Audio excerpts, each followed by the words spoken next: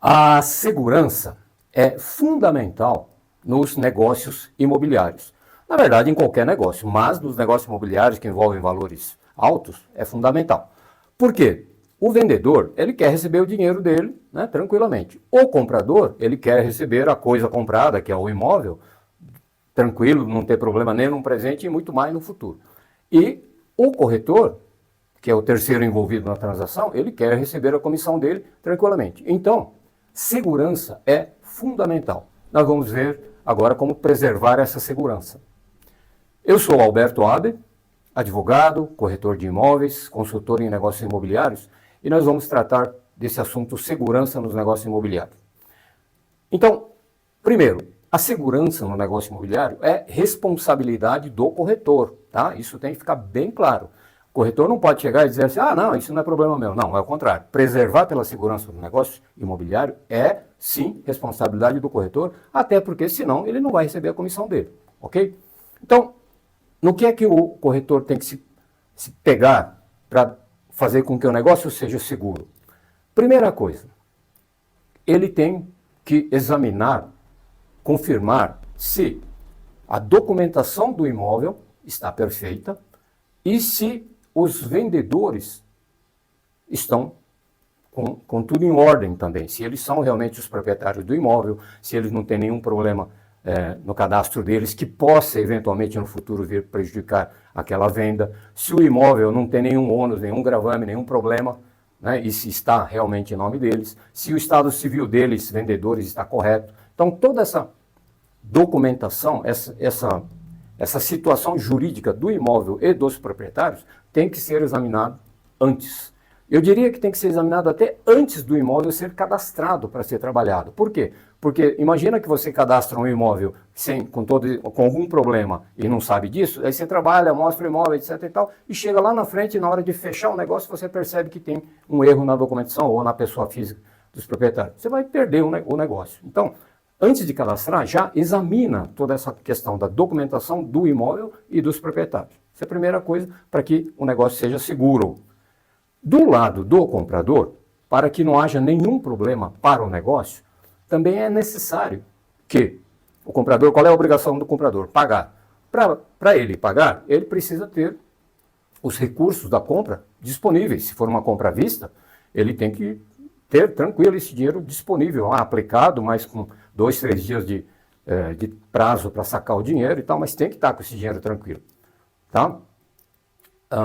Se ele for fazer um financiamento, ou um saque de fundo de garantia, por exemplo, ele tem que ter todas as condições para sacar esse dinheiro sem ter problema para a operação. Então, tudo isso também é obrigação do corretor examinar. Então, aparece um cliente lá, comprador, eu vou fazer um financiamento e tudo. Olha, vamos ver se esse financiamento é possível, se a renda é suficiente, se o cadastro do comprador não tem nenhum problema, se o fundo de garantia pode ser utilizado naquela operação, porque há casos em que o imóvel não pode ser comprado com fundo de garantia. Então, tem vários detalhes, né, que o corretor tem que examinar, que são detalhes técnicos. Às vezes o vendedor não sabe, o comprador não sabe, mas o corretor tem a obrigação de saber disso. Então, ele tem que examinar tudo isso e montar a operação de uma forma que seja tranquila, tanto para o comprador como para o vendedor. O comprador precisa ter tranquilidade que ele vai receber o imóvel que ele comprou, no prazo, tudo direitinho, e o vendedor tem que ter certeza de que vai receber o dinheiro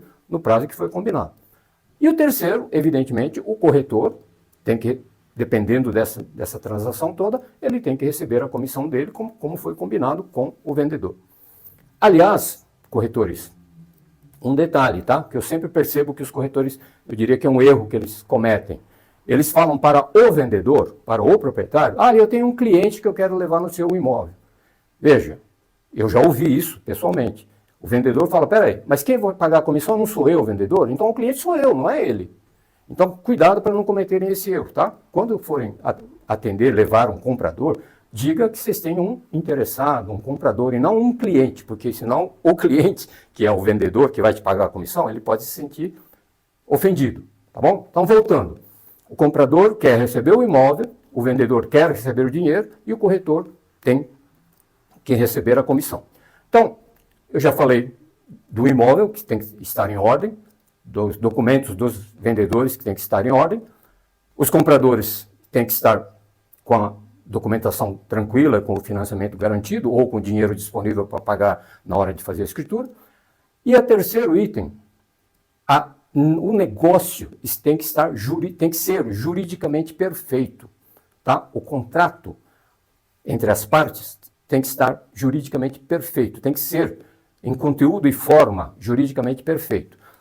Esse é um problema que eu vejo muito em muitas transações, onde os contratos, tanto o compromisso de compra e venda, como o contrato final já é mais difícil não sair perfeito, porque ou ele é feito via financiamento bancário, e aí todo o departamento jurídico do banco financiador cuida disso, ou através de uma escritura, onde o cartório de notas cuida disso. Portanto, no contrato de compra e venda definitivo, o risco de sair errado não é muito grande.